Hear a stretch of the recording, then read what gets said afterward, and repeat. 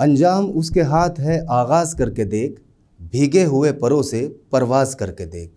आदाब नाजरीन, मैं रियाज़ मलिक आप सभी का इस्तकबाल करता हूं और लेकर हाजिर हूं हमारी खुसूसी पेशकश यंग आइकन। हमारे आज के शो का हिस्सा एक ऐसी खातून बनने जा रही हैं जिन्हें जल परी के नाम से जाना जाता है। ये ना सिर्फ हिंदुस्तान बल्कि बैनुल अक़वामी सतह पर अपनी पहचान रखती हैं। आइए इस्तकबाल करते हैं वादिया कश्मीर की पहली स्पोर्ट प्रोफेशनल खातून बिल्किस मीर साहिबा का। बिल्किस जी, आपका हमारे शो में बहुत बहुत इस्तकबाल है। थैंक यू सो मच, आज आपने मुझे दावत दी अपने स्टूडियो में। Thanks a lot. अच्छा बिल्किस साहिबा, 90 की दहाई में डल लेक से आपने अपने कैरियर की शुरुआत की, तो उस वक्त क्या सोचा था आपने कि ये शुरुआत जो आज आप कर रही हैं वो आपको कहाँ तक लेकर जाएगी? मैंने जो अपनी खेल कैरियर की शुरुआत की, ये डल झील से स्टार्ट हुई 90s में जी। जब मैंने कायाकिंग कैनोइंग खेलों में हिस्सा लेना शुरू किया। जी।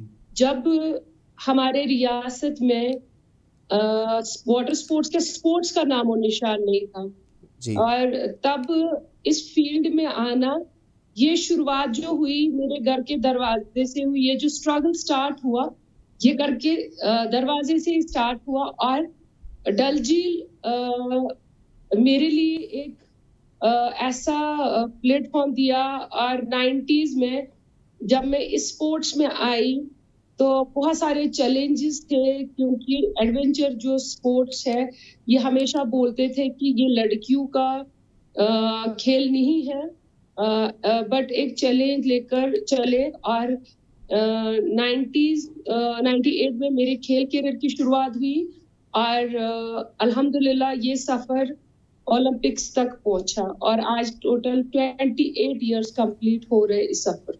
जी, तो कश्मीर को जिस तरह से ख़ासकर बॉलीवुड की फ़िल्मों में दिखाया जाता था, अल्लामा इकबाल ने भी कहा है कि दुनिया में अगर कहीं जन्नत है तो यहीं है। और उस वक्त का कश्मीर, 90s का कश्मीर, ज़ाहिर सी बात है सब लोग इस बात से वाकिफ़ हैं कि मुस्लिम घरानों में, ख़ासकर कश्मीर में मुस्लिम ख़वातीन को, लड़कियों को इतनी ज़्यादा आज़ादी नहीं हुआ करती थी, इतने ज़्यादा बाहर निकलना उनके लिए आसान नहीं था। और आपने एक ऐसा कदम उठाया कि जो ज़ाहिर सी बात है आपके आसपास इस बात पे बहुत एतराज़ उठे होंगे और आपके घर वालों को भी इन एतराज़ों का सामना करना पड़ा होगा। जैसे मैंने जिक्र किया कि ये सफर मेरे घर के दरवाजे से ही स्टार्ट हो गया, ये स्ट्रगल घर से ही स्टार्ट हुआ जी। क्योंकि 90s की बात करेंगे और दैट टू मैं एक मुस्लिम फैमिली से बिलोंग करती हूँ, जहाँ सिर्फ एक कॉन्सेप्ट ये होता था कि लड़की को पढ़ाना है थोड़ा सा और फिर उसका घर बसाना है जी। क्योंकि हमेशा जब एक लड़की पैदा होती थी तो उसका सिर्फ एक चीज होता है कि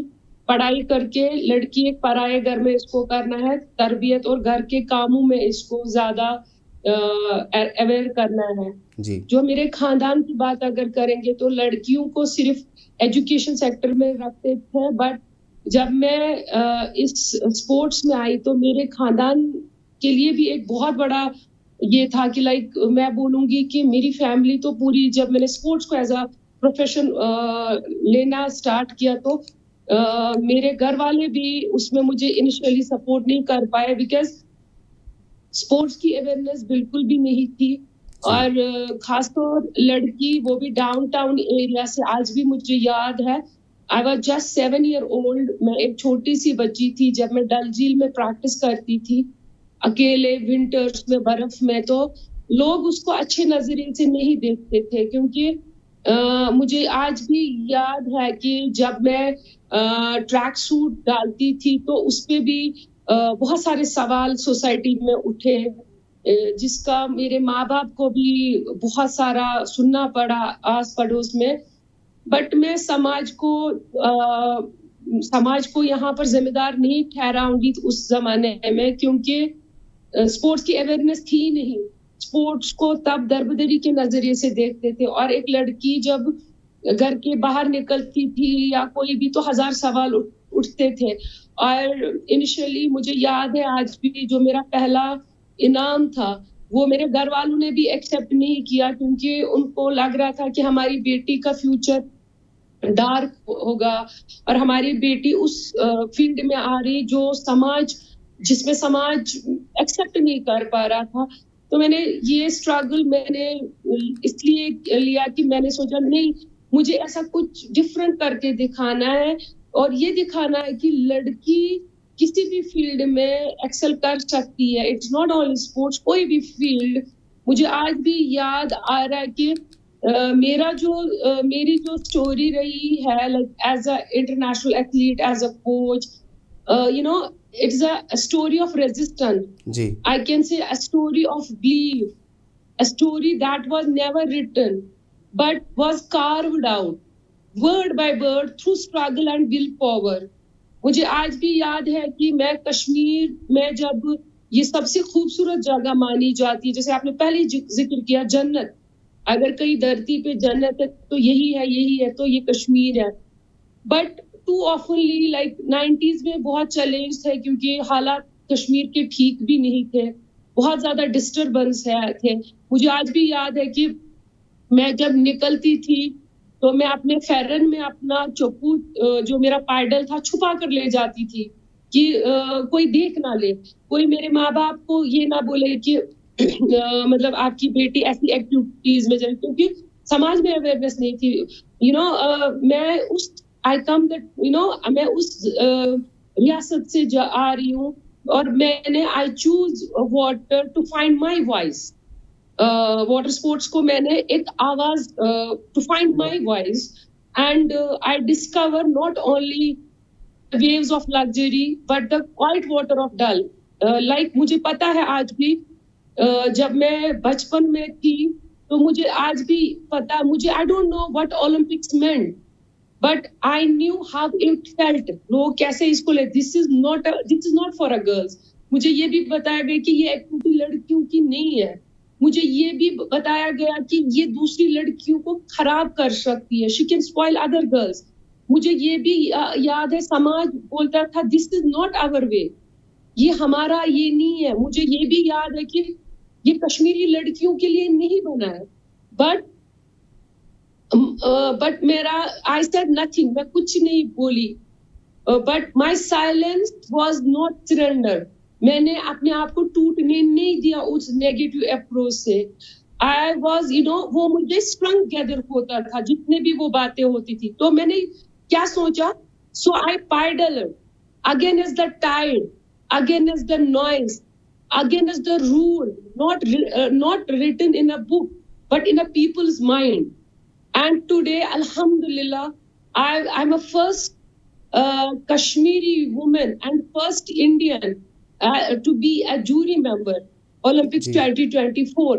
क्योंकि ये सफर डल झील के डाउनटाउन से स्टार्ट हुआ और ओलंपिक पेरिस तक पहुंचा। तो अल्हम्दुलिल्लाह वो जो मेरा ख्वाब था, ये ख्वाब मेरे लिए नहीं बल्कि पूरे मुल्क के लिए था, क्योंकि एक कश्मीर से लड़की निकाल कर फिर वो उस मकाम तक पहुंचती है और हाईएस्ट पोडियम जो ओलंपिक से ख्वाब रहता है हर एक एथलीट का। तो I feel I am lucky कि मैं इसमें आई और पहली मैं कैनोइस्ट बन गई अपने रियासत से, अपने मुल्क से, जो इस जूरी पैनल में बैठी और जो ओलंपिक्स में ये जो वर्ल्ड कप में रियासत और मुल्क को रिप्रेजेंट किया। जैसे अभी बिल्किस साहिबा आपने तमाम तर तफसीलात बताई अपने स्टार्ट से और आज तक की जो आपके अचीवमेंट्स हैं, स्ट्रगल्स हैं। मेरा ये सवाल है कि जाहिर सी बात है क्योंकि कश्मीर जैसे ही जहन में आता है किसी के, तो सबके जहन में पहाड़, बर्फ़, वहाँ की वादियाँ और डल लेक। तो डल लेक की जो पहचान लोगों के जहन में आपसे पहले थी, जब तक आप उभर कर सामने नहीं आई, अपनी पहचान नहीं बना पाई, तो शिकारा और उसमें बैठे हुए लोग और टूरिस्ट जाते हुए और वहाँ का पानी, और लेकिन आपने जब अपनी एक पहचान कायम कर ली वहाँ पर, पूरे इंटरनेशनल लेवल पर आपने एक पहचान कायम कर ली, तो डल लेक का नाम आपसे जुड़ गया और आपका नाम डल लेक से जुड़ गया। मेरा सवाल ये है कि ये जो आपने स्पोर्ट्स का रास्ता चुना, ये आपके जहन में आया कहाँ से? क्या किसी ने घर में किसी ने आपसे बात कही थी या ख़ुद आपका ज़ाती इंटरेस्ट था, आपने कहीं से पढ़ा था? क्योंकि कश्मीर को जहाँ तक सब लोग जानते हैं, आप तो बखूबी वाकिफ़ वहीं की रहने वाली हैं, वहाँ ये इतना आसान था नहीं, आपने भी बयान भी किया है। तो ये जहन में कहीं से था आपके पहले से ही या कुछ अचानक से ही हो गया? मैंने पहले जिक्र किया कि कश्मीर जैसे रियासत में 90 में स्पोर्ट्स का कुछ भी कॉन्सेप्ट नहीं था। और मैं बचपन से ही अल्लाह ताला ने मुझे स्ट्रेंथ जो होती है हर एक स्पोर्ट्स पर्सन के लिए नेचुरल स्ट्रेंथ थी, क्योंकि हम कश्मीर में रहते हैं और पहाड़ में जो भी रहता है उसका स्ट्रेंथ वैसे ही नेचुरल होता है, उसका जो आसपास का जो माहौल होता है, तो वो पहले से ही था, नेचुरल स्ट्रेंथ मेरे में थी और मैं बॉक्सर बनना चाहती थी। और कुछ टाइम के लिए मैं छोटे उस टूर्नामेंट्स में भी गई। मेरी फ्रेंड वो वाटर स्पोर्ट्स में जुड़ी थी, तो एक दिन उसने मुझे बोला कि आप भी मेरे साथ आ जाओ और आपको मैं दिखाती हूँ वाटर स्पोर्ट्स, क्योंकि बचपन से ही कहीं ना कहीं पानी के साथ एक अलग लगाव था। और मेरी माँ का भी कहना था कि बचपन में जब आपको पानी दिखाते थे तो आपके चेहरे पे एक डिफरेंट खुशी आती थी। जब आप बच्चे को खिलौने देते हो, कुछ भी देते हो, मगर मुझे बोलती थी मेरी माँ, आज भी बोलती है, जब भी पानी दिखाते थे आपको तो आपको अलग ही चेहरे पे खुशी होती थी। तो कहीं ना कहीं अल्लाह ताला ने एक रिश्ता जोड़ा था पानी के साथ। और मेरी फ्रेंड जो इन गेमों में आज जाती थी पहले, और मुझे आज भी याद है कि जब मैं पहली बार वाटर स्पोर्ट्स सेंटर पे गई, वहां पर एक छोटा सा टूटा फूटा बोट होता था, उसमें मैं गई। और जब मुझे वहां के कोच ने बोला कि आप क्या करने आज यहाँ पर आए, मैंने बोला मैं अपनी फ्रेंड का इंतजार कर रही हूँ। उसने बोला यहाँ कोई इंतजार नहीं करता है, आपके पास दो ऑप्शन है, या तो आप नेहरू पार्क में बैठो या तो आप इस बोट में उतरो। तो मेरा ये मानना था कि एक लड़की है पार्क में बैठेगी और यूनिफॉर्म डाल के, तो ये समाज में अच्छा नहीं माना जाता। मैंने बोला लेट अस सी, मैं इसी बोट में जाकर ट्राई करती हूँ कैसा बोट है क्या है। बिलीव मी, मैं जब इस बोट में बैठी, और इस बोट में बैठना इट इज नॉट जो आपने बात किया शिकारा, या it is a Canadian game और इसमें बैलेंस करना मुश्किल था। इसी यूनिफॉर्म को डाल के मैं इस बोट में उतरी, मेरे पास कोई चेंजिंग कपड़े भी नहीं थे, और जब मैं इस बोट में बैठी इसको बैलेंस करना बहुत मुश्किल हो रहा, तो मैं जैसे ही इस बोट में बैठी तो गिर रही हूँ, मैं फिर से गिरी। मुझे याद है कि 50-60 बार मैं गिरी। और बट मेरे दिमाग में ऐसा बच्चा यही रहा कि भाई मुझसे क्यों नहीं हो रहा है, मुझे सिर्फ एक इतना कॉन्सेप्ट है कि मुझे इस बोट पे बैलेंस करना।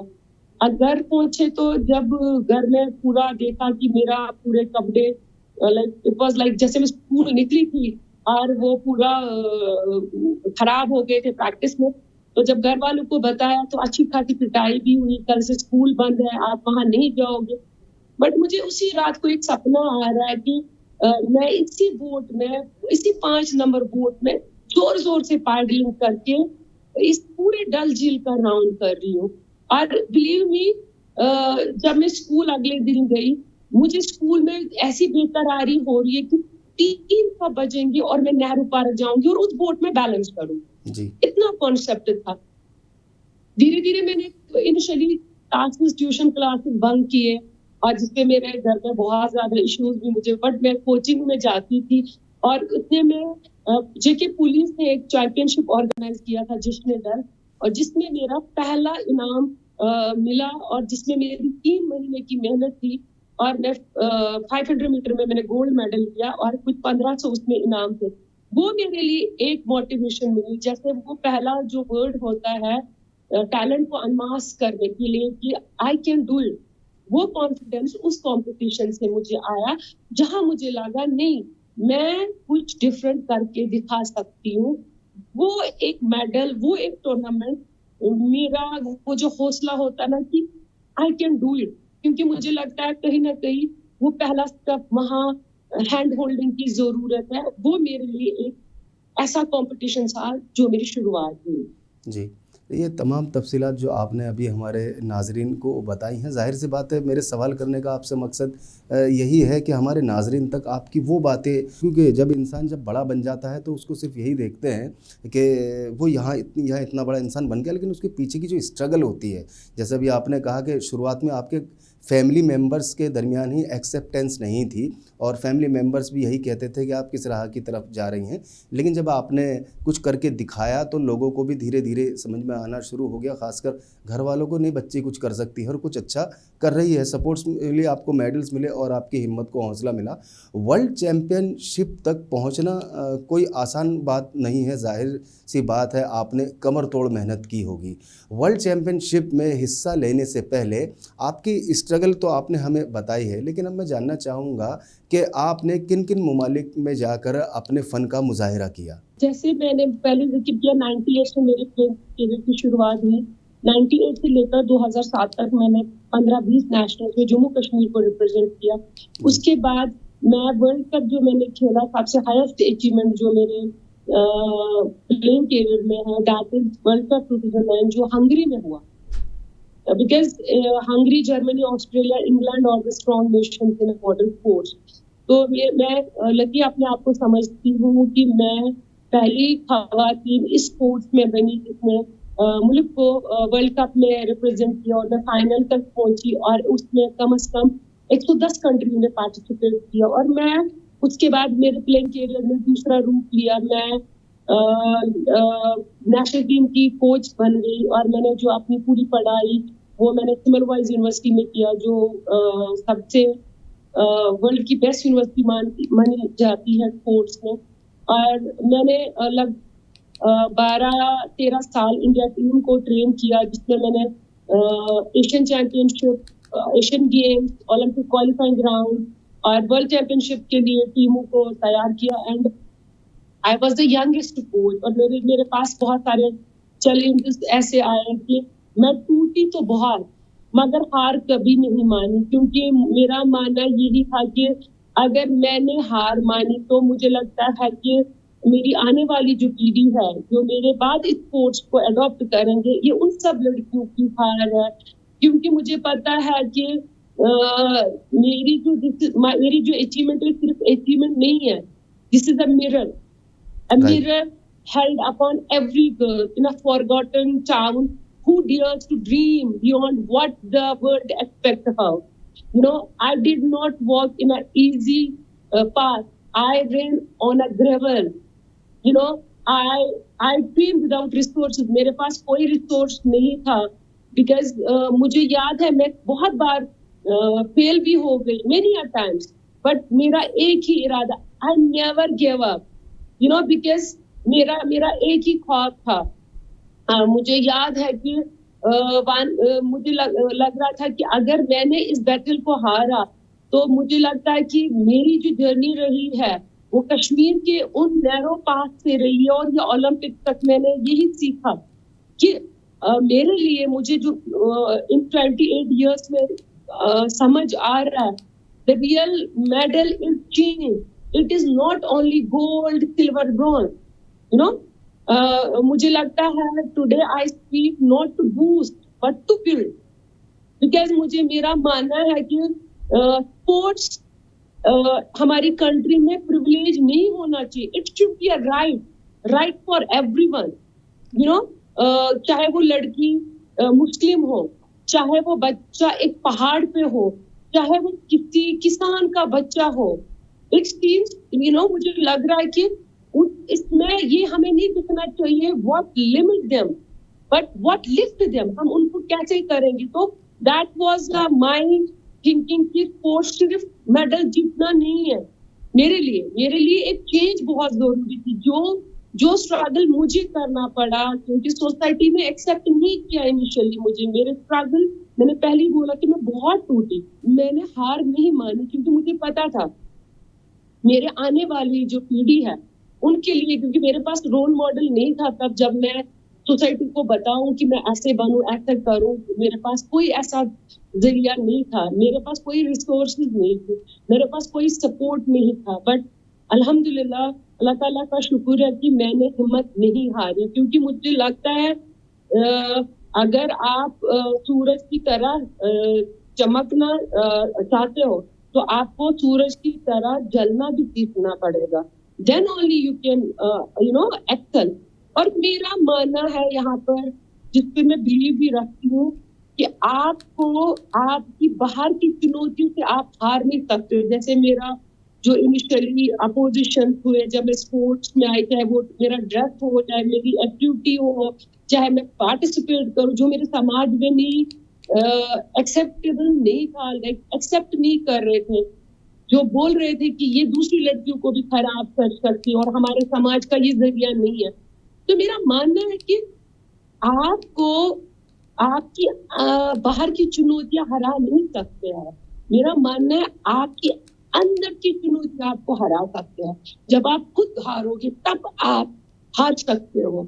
अगर आपने ठान लिया मुझे करना है, आपका टारगेट फिक्स होगा, जी। आपका वी पावर होगा, नोबडी कैन स्टॉप। अच्छा बिल्किस साहिबा, ये तो तमाम तर रही आपके स्ट्रगल। ज़ाहिर सी बात है, इस बारे में तो हम जितनी बात करें अपने इस शो में, हमारे शो का मकसद ही ये है कि हमारे जो नाजरीन हैं दूर दराज के इलाकों में बैठ के इस शो को जो देख रहे हैं पूरी दुनिया के अंदर, वो कहीं ना कहीं, जैसे आपने कहा कि आपका कोई रोल मॉडल नहीं था, तो इंसान कहीं से तो एक इंस्पिरेशन लेता है, कहीं से तो एक रोशनी हासिल करता है कि मुझे भी ऐसा ही करना है। आपने स्ट्रगल की, आपने जगह जगह जाकर कई ममालिक में जाके अपने फ़न का मुजाहिरा किया। पेरिस गेम्स के लिए जूरी मेंबर के तौर पर आपको इसमें मतलब चुना गया, तो ये इसकी इतला आपको डायरेक्ट मिली थी या कश्मीर गवर्नमेंट के ज़रिए आपको ये इतला मिली थी? वो लम्हा कैसा था जब आपको इस बारे में पता चला? मैंने पहले बोला ये 28 इयर्स का स्ट्रगल है। 28 इयर्स में ऐसे हर दिन मेरे पास मतलब हर दिन एक ऐसा स्ट्रगल आता था, क्योंकि इट इज नॉट इजी जब आपका नाम नहीं होता है, जब हम स्ट्रगल में होते हैं वहाँ हैंड होल्डिंग कोई नहीं आपकी करता है, क्योंकि जब आप कामयाब एथलीट बनते हो तभी लोग आपको पूछते हैं, तभी आपके पास स्पॉन्सर्स आते हैं, बाकी चीजें आते हैं। मैंने जैसे पहले जिक्र किया कि कम से कम 30 कंट्रीज में मैंने मेरे देश की नुमाइंदगी की, और ये जो सफर जूरी मेंबर का था, ये मतलब साल का नहीं है, ये पिछले 28 इयर्स का जो वर्क है, जो मैंने काम किया है ग्लोबल लेवल पे। सबसे पहले मुझे एशियन गेम्स में लिया गया था जज, और उसके बाद जो मेरा परफॉर्मेंस वहां रहा, उस बेसिस पे इंटरनेशनल कैनो फेडरेशन जो वर्ल्ड की बॉडी है, उन्होंने मेरे काम को देखा, चाहे वो मेरा एशियन गेम्स का परफॉर्मेंस था, चाहे मेरा क्वालिफाइंग राउंड फॉर ओलंपिक के लिए रहा, चाहे मेरा वर्ल्ड चैंपियनशिप में जो परफॉर्मेंस रहा, उस बेसिस पे मुझे इन्फॉर्म किया गया इंडियन कायाकिंग कैनोइंग फेडरेशन के थ्रू वर्ल्ड बॉडी ने। और ये एक ख्वाब था, और ये मेरी जीत नहीं थी, ये उन सब लड़कियों की जीत है जो इस स्पोर्ट में मेरे बाद आएंगे, क्योंकि मैं एक बिल्किस नहीं, ये 1000 बिल्किस वहां रिप्रेजेंट कर। और सबसे बड़ी बात ये है, मैं एशिया की पहली लड़की बनी। आज तक अभी इस स्पोर्ट्स में एशिया से भी किसी को जूरी पैनल में नहीं बिठाया, बिकॉज ये जो स्पोर्ट्स है ये यूरोपियन डोमिनेटेड स्पोर्ट्स है। सबसे ज्यादा इसमें यूरोप के लोग डोमिनेंसी है, बिल्कुल, बिल्कुल। चाहे वो मेडल के हिसाब से हो, चाहे वो जूरी हो। और मैंने जो देखा, मेरे साथ जो दूसरे जूरी मेंबर्स थे, there was Australia, England, Germany, all European people. I was only from Asia. तो ये मेरे लिए और मेरे देश के लिए बहुत बड़ी बात है। भारत की बेटी कश्मीर के डाउनटाउन से जो सफर स्टार्ट हो गया और वो पेरिस तक भारत को रिप्रेजेंट कर रहे हैं, ये पूरे वर्ल्ड में हमारे लिए बहुत बड़ी बात है, और हमारे मुल्क के लिए बहुत बड़ी बात है, क्योंकि हमारी जो लड़कियां हैं वो किसी से कम नहीं है। जब उनको मौका कहीं पर भी दिखाएंगे, दे देंगे, तो वो ये साबित करके दिखाएंगे कि भारत की बेटियां किसी से कम नहीं। बिल्कुल। अच्छा बिल्किस साहिबा, बस अब मैं आखिरी सवाल आपसे लेना चाहूँगा कि चलते चलते हमारे व्यूवर्स को, खासकर मुस्लिम लड़कियों को या लड़कियों को, जहाँ जहाँ इस शो को देखा जा रहा है, आपका एक पैगाम क्या होगा, मुख्तसर एक पैगाम क्या होगा? मैं लड़कियों से यही कहना चाहती हूँ कि आपके life, let me be very clear, there may be many struggle, setbacks, failure, और बहुत सारी चीजें होगी, बट अपने इरादे बुलंद रखो, और आपको वेट नहीं करना है, आपको क्लेम करना, you have to claim, should not wait, and अपना टैलेंट दिखाना है। और अपना सबसे इम्पोर्टेंट चीज ये है कि like today I hold a torch, let my people, by my mentor and my country, and I walk with it, and wherever the road takes me, it will be towards justice, equality, change. और मुझे पूरा यकीन है कि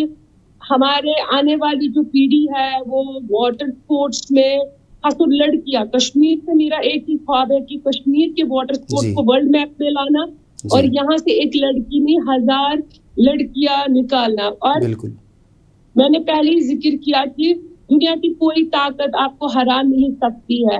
आप आपको सिर्फ अपना विल पावर स्ट्रॉन्ग रखना है और आपको ये दिखाना है कि हम किसी से कम नहीं है। क्योंकि सपनों के लिए मुझे मुझे लगता है सपनों को पाने के लिए समझदार होना जरूरी नहीं है, जी पागलपन होना बहुत जरूरी है। बिल्कुल तो जब बिल्कुल। वो चीज आप में आएगी तो दुनिया की कोई ताकत आपको रोक नहीं सकती। बहुत बहुत शुक्रिया बिल्किस मीर साहिबा साहब, आपका जो है इतनी सारी बातें हमारे नाज़रीन को इतने कम वक्तों में आपने बयान की। और ज़ाहिर सी बात है आपके स्ट्रगल का जो वक्त है और आपकी जो अचीवमेंट की लिस्ट है वो कम से कम किसी एक प्रोग्राम में तो वो मुकम्मल की नहीं जा सकती, लेकिन फिर भी आपने हमारे इस शो में हमारे नाज़रीन को बहुत अच्छी अच्छी बातें बताई। और मैं इस बात की उम्मीद करता हूँ कि जो लोग इस प्रोग्राम को देखेंगे, ख़ासकर लड़कियाँ, ख़वातीन दुनिया भर में, वो आपसे कुछ ना कुछ ज़रूर सीखेंगी। आप हमारे इस शो का आज का हिस्सा बनी, अपना कीमती वक्त हमें दिया, आपका बहुत बहुत शुक्रिया। Thank you so much, thank you so much, Allah bless, thank you. तो नाज़रीन, ये थी बिल्किस मीर साहिबा कश्मीर से, और मुझे उम्मीद है आपको हमारा आज का ये शो ज़रूर पसंद आया होगा। फ़िलहाल अपने होस्ट, अपने दोस्त रियाज़ मलिक को इस वादे के साथ दीजिए इजाज़त, अगले हफ्ते एक और शख्सियत के साथ आपके सामने हाजिर होंगे। तब तक के लिए खुदा हाफिज़।